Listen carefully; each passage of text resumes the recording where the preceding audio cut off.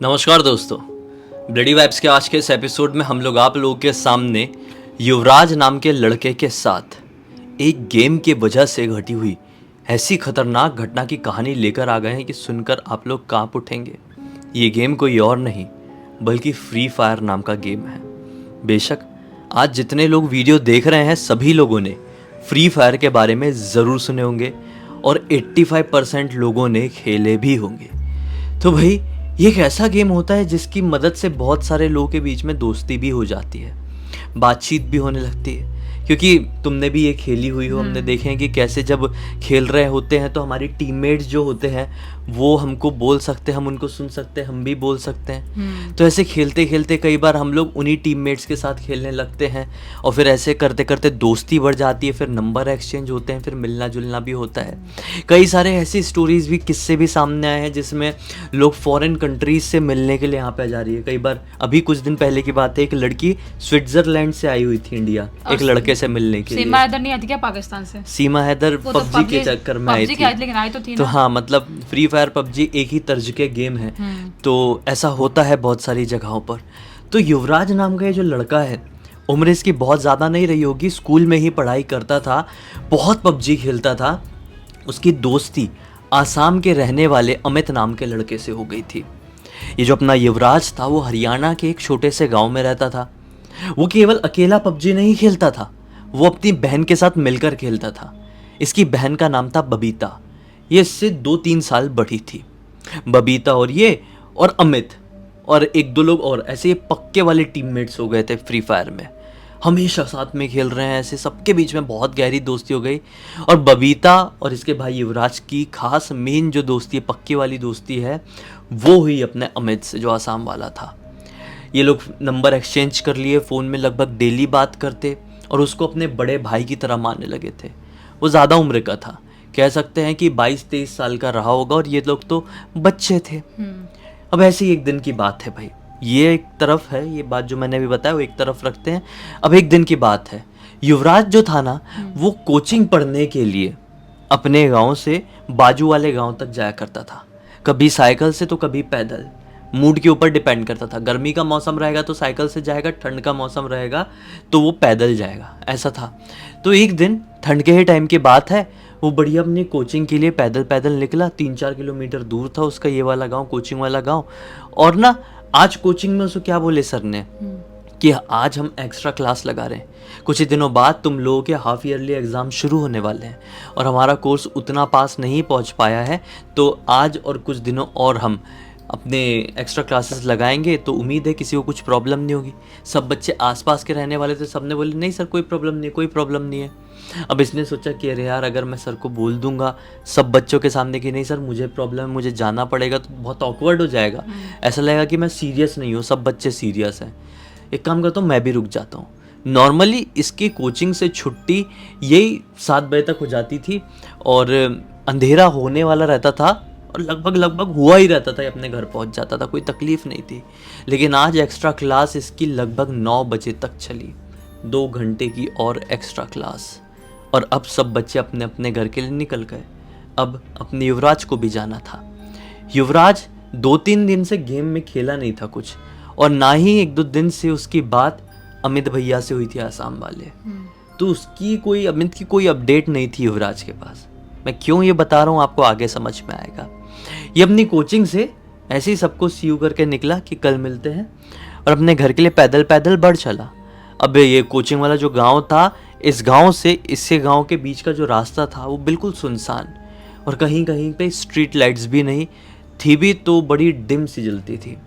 ये जा रहा था, इसने आधा रास्ता कवर कर लिया होगा कि अचानक से इसको पीछे से आवाज़ आती है, अरे युवराज देख मैं तुझसे मिलने के लिए आ गया।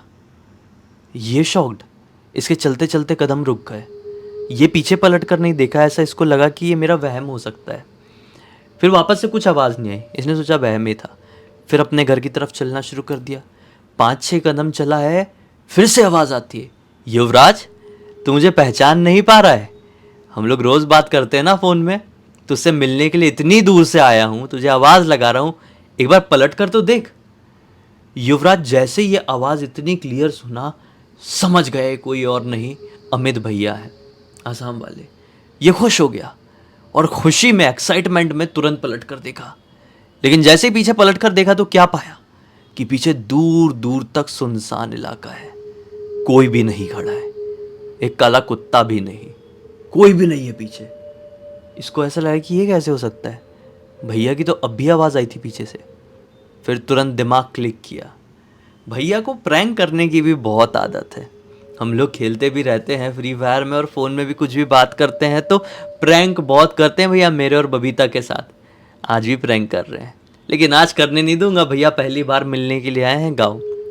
आवाज़ लगाता है, युवराज भैया मैं समझ चुका हूँ, आप ही मुझे आवाज़ लगाए हो, चलो बाहर निकलो, कोई ज़रूरत नहीं है प्रैंक करने की, कौन से पेड़ के पीछे छुपे हो, चलो चलो जल्दी आओ। इसका ये बोलना हुआ ही है। 2 कदम ये वापस पीछे की तरफ बढ़ा ये भैया को देखने के लिए। ये एक पेड़ था पीपल का, उस पीपल के पेड़ के पीछे से एक लंबा सा आदमी सामने निकल कर आया। ये आदमी बहुत पतला था, बहुत पतला, हाइट इसकी 7-8 फीट से ज़्यादा रही होगी और समझ लो स्केलेटन जैसा था। जी हाँ, और जो उसके हाथ वाथ थे वो इतने लंबे थे कि घुटने के नीचे भी आ रहे थे। मतलब ये बहुत स्कैरी दिखाई दे रहा था। इसने कपड़े की बात कहें तो समझ लो ऐसा लग रहा था किसी चीज़ की छाल पहन कर रखा है, कोई जानवर की, और पूरी ऐसी लंबी लॉन्ग। और जैसे ही वो सामने आया ना, उसने अपने बड़ा सा मुंह खोल के ऐसा हंसना शुरू किया। इसकी तो हार्ट बीट इतनी तेज हो गई जिसकी कोई लिमिट नहीं है। ये भागना शुरू किया नॉन स्टॉप घर की तरफ, बहुत गंदी तरीके से भागा, गिरते पड़ते घर पहुंचा। और घर पे क्या देखा कि मम्मी पापा है नहीं, बबीता अपने कमरे में है। किसी के सामने कुछ इसकी बात निकल ही नहीं पाई। ये तुरंत ही वॉशरूम गया, अपना हाथ मुंह धोया और भगवान के सामने बैठकर भगवान का नाम लेने लगा। बबीता जो अंदर अपने कमरे में थी उसको आवाज़ सुनाई दी, ये क्या हो गया, कौन है ऐसा भगवान का नाम ले रहा है। बाहर निकली तो भाई ही था। बोले कि अरे क्या हो गया युवराज, तो ठीक तो है ना। ये उठता है भगवान के पास से और बबीता को सारी बात बता देता है। बबीता को थोड़ा सा ये मजाक लगता है कि ऐसा तो हो नहीं सकता, लेकिन बबीता जब उसको टोकती है कि ऐसा हो ही नहीं सकता तो और टेंशन में आता है और रोते रोते अपने कमरे में चले जाता है। इतनी देर में उसके मम्मी पापा आ जाते हैं घर पे और देखते हैं कि घर का माहौल बिगड़ा हुआ है। अब मम्मी जाती है बेटे के पास, बोली क्या हो गया क्या हो गया, मम्मी को पूरी बात बताए तो मम्मी उसको बताती है कि बेटा तूने पीछे पलटकर बहुत बड़ी गलती कर दिया। ऐसा कैसे हो सकता था कि वो भैया मिलने के लिए तुझसे आने वाले इतनी दूर से और तुझे फ़ोन करके भी नहीं बताएंगे। इतना तो दिमाग लगाना चाहिए था ना, बहुत बड़ी मुसीबत मोल ले लिया है तूने। अब ये बोलता है मम्मी क्या मुसीबत, मुझे वैसे ही बहुत डर लग रहा है, प्लीज़ आप क्लियर बोलो। तो मम्मी बताती है बेटा ये निशिर डाक होती है जो कि आपको आपके जानने वाले के आवाज़ में पुकारती है। कई बार ये आपको दिखाई भी दे सकते हैं ऐसे चेहरे में जो आपसे बहुत फेमिलियर है। कई बार ऐसा भी होता है कि लोग अपने घर से बाहर निकले हुए हैं, बहुत दूर जाकर उनको कहीं उनकी माँ की आवाज़ सुनाई देती है। वो पलट कर देखते हैं तो उनको उनकी माँ भी दिखाई देती है। कुछ खाने पीने के लिए उनकी माँ देती है उनको कि ले बेटा बहुत देर से चल रहा है, भूखा होगा प्यासा होगा, पी ले खा ले। वो पी लेते हैं और हमेशा हमेशा के लिए निशिर डाक से हिप्नोटाइज हो जाते हैं और निशिर डाक उनको अपना शिकार बना लेती है। तो तुझे तेरे वाले केस में सिर्फ आवाज़ सुनाई दी और फिर तूने बोल दिया कि चलो बाहर निकलो। मतलब ऐसी जगहों पे तो कभी नहीं बोलते हैं कि चलो बाहर निकलो मेरे सामने आओ, कभी नहीं बोलना चाहिए। क्योंकि अगर कोई शैतानी शक्ति है तो उसको यही लगेगा कि ये व्यक्ति मुझे इनविटेशन दे रहा है तो मैं क्यों ना निकलूं। तो इस चक्कर में वो एंटिटी तेरे सामने आ गई। वो निशिर डाक थी, अपने सबसे ज़्यादा डरावने रूप में तेरे सामने आई थी। बेटा अब हमें कैसे भी करके आज रात की रात किसी बाबा जी के पास जाना पड़ेगा। रात में ही इनके घर के थोड़े आगे की तरफ एक काली मंदिर खुला रहता था।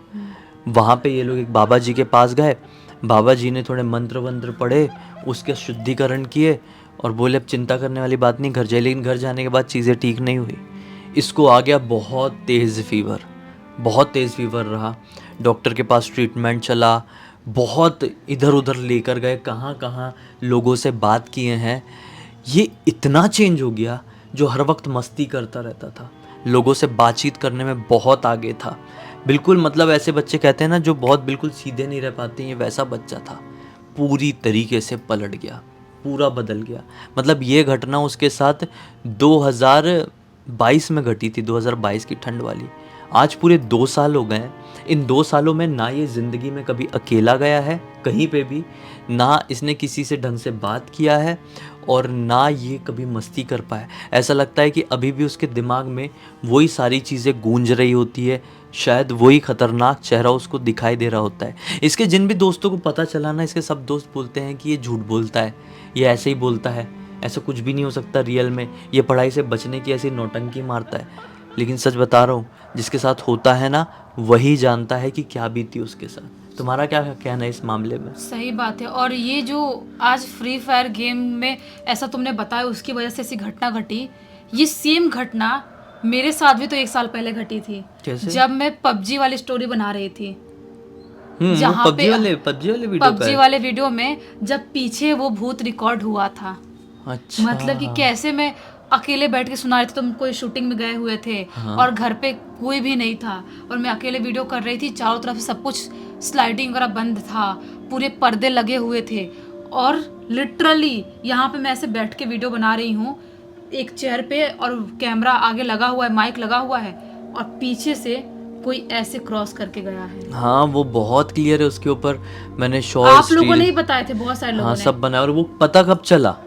कांड होने के 1-1.5 साल पहले। हाँ, पहले बोल रहा हूँ, बाद में पता चला। पहले बोल रहा हूँ। तो वो इतना ज़्यादा डरावना, मतलब मैं तो उसको कम से कम विश्वास नहीं मानोगी, जब जिया ने मुझे बताया कि देखो ऐसा कमेंट आ रहा है, तुम कहीं और थी उस समय। हाँ, जब पता चला मैं यही थी, तुम हाँ, वहां थे जहाँ पे वीडियो बनाए थे। तुम अपने घर पे थी मतलब। हाँ, हाँ।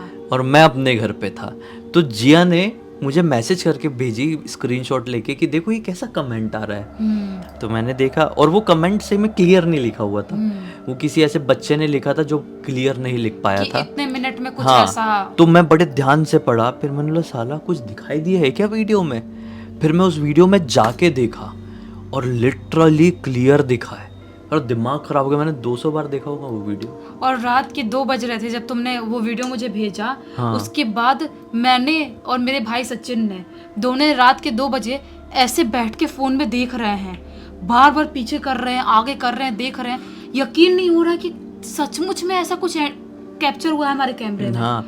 क्योंकि वहां पे कोई था नहीं और किसी चीज का रिफ्लेक्शन या शैडो होता अगर तो खुला रहता तब तो होता। वहाँ पे हो ही नहीं सकता था, चारों तरफ से पर्दे लगे और हुए थे। एक तो इतना ऊपर फ्लोर था, वो इतना ऊपर फ्लोर था, अभी बता रहे हैं वो 19th फ्लोर था। 19 था, इतने ऊपर था, 19वें फ्लोर में रहते थे। किसका रिफ्लेक्शन आ जाएगा खिड़की से, इंसानों जैसा वो भी। और आजू बाजू कोई बिल्डिंग नहीं थी, सबसे बड़ी बात। हाँ। हमारी वो जो खिड़की थी उस रूम की जो बालकनी थी, वहां से सिर्फ पहाड़ दिखाई देता था। और एक ऐसा पहाड़ जहाँ पे दिन में जाने की कोई हिम्मत नहीं जुटा सकते, वो तो घनी रात थी। वही तो। और पहाड़ इतना नजदीक थोड़ी था, अरे घर थोड़ा से दूर था, मतलब दूर था, अच्छा खासा दूर था। हमारे घर से एक ही चीज दिखाई देती थी, वो था आसमान। आसमान दिखाई देता था और कबूतर दिन में दिखाई देते हाँ। कभी कभी, रात में तो वो भी सो जाते अरे थे। इंसान जैसा जाते हुए दिखा था। इंसान जैसा कोई ऐसा कुछ तो हाथ में करते हुए गया, हाथ में कुछ लेके, पता है चमचमाता हुआ सा। आज तक मतलब कितने सारे वीडियोस बनाए हैं, इतनी सारी हॉरर चैलेंजेस किए, रिचुअल्स किए, लेकिन कहीं पे भी आज तक ऐसा नहीं हुआ अपने पूरे चैनल में कि मतलब कुछ चीज हमको दिखाई दी, एकदम प्रॉपर कैप्चर हुई है। हाँ, कभी भी हमको दिखाई कुछ नहीं दिया था, सिर्फ या तो सुनाई दिया है कुछ। जैसे हुआ है। एक सबसे पहले हुआ था, याद है तुमको? टेडी वाला ना, टेडी वाले से भी पहले, ऐसा टेडी का मुंह ऐसा था, उसने ऐसा उठाया था। टेडी वाले से भी पहले जब अपन हॉरर चैलेंज कर रहे थे, वो किसी को भी ट्रस्ट नहीं हुआ, वो मेरे को खुद को नहीं हो पाया था, आज तक मेरे को ट्रस्ट नहीं हुआ है उस चीज़ में। हॉरर चैलेंज कर रहे हैं, ये साला एक अलमारी जो होती है ना छोटी वाली, ये 3-3.5 फीट की एक अलमारी थी, वहाँ पे मैं अपने कपड़े रखता था। और ये अलमारी है वहाँ से लगभग इतनी दूरी पर, जितनी दूर आपको ये बटन दिख रही है, इतनी दूरी पर बैठ के हम लोग हॉरर चैलेंज कर रहे हैं। साला वो अलमारी का दरवाजा अपने आप खुला और फट से बंद हुआ। हाँ। खुल के बंद हुआ और आवाज भी फट से ऐसे आई थी, फट से आवाज आई। और मेरा दिमाग खराब, पूरे रूम में हम दोनों के अलावा कोई नहीं था। मैं भाग गई थी, रोते रोते मेरा अजीब सा अंदर से रोना हो रहा था और मैं भाग गई थी सीधा। तुम मेरे पीछे भी आते, मैं भाग गई थी। हाँ। मैं बहुत डर गई थी तो मैं उस वही दिन। चीज़ बता रहा हूँ कि मतलब हमारे साथ हुआ बहुत है, लेकिन सिर्फ हमको या तो सुनाई दिया या महसूस हुआ है। हाँ। जैसे कि अभी कुछ दिन पहले वीजी बोर्ड में मैंने कांड कर दिया था। हाँ, जिसकी वजह से वो तो भसड़ हो गई थी। हाँ, तो ये सब एक्सपीरियंस हुए, हाँ। दिखाई साला कभी नहीं दिया था, और वो वाले वीडियो में दिखा है। अगर आपको भी देखना है तो PUBG bloody tax bloody vibes ऐसा लिख के, ब्लडी वाइब्स ही था उस समय, लेकिन पबजी ब्लडी वाइब्स ऐसा लिख के वो सर्च भी करो। कर सकते हैं, डिस्क्रिप्शन में डाल भी सकते हैं। उसकी लिंक डिस्क्रिप्शन में डालते हैं ना, हाँ। क्या सर्च करो, हाँ। डिस्क्रिप्शन में भी डालते हैं, कमेंट सेक्शन में पिन करके भी डालते हैं, उसको ज़रूर देखना। और कौन से मिनट में हुआ है डालेंगे, कितने, आई डाल थिंक पाएंगे, 13 मिनट देखते में या हैं, कितने में हुआ डाल याद तो देंगे, नहीं है। वो चीज़ भी डाल देंगे हाँ। हम, बाप रे। लेकिन आप भी कमेंट सेक्शन में आज बताइए कि क्या आप लोगों ने लिटरली अपनी आंखों से कभी ऐसी चीज़ों को देखे हैं।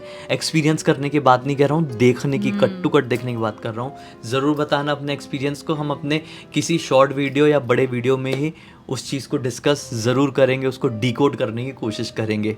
आज की जो हमने कहानी सुना है, इस पूरी की पूरी घटना की जानकारी किसी और ने नहीं बल्कि बबीता ने हमको इंस्टाग्राम पर लिख कर भेजी थी, जो कि युवराज की ही बहन थी, जिसके बारे में हमने आपको स्टार्टिंग में ही बताए थे।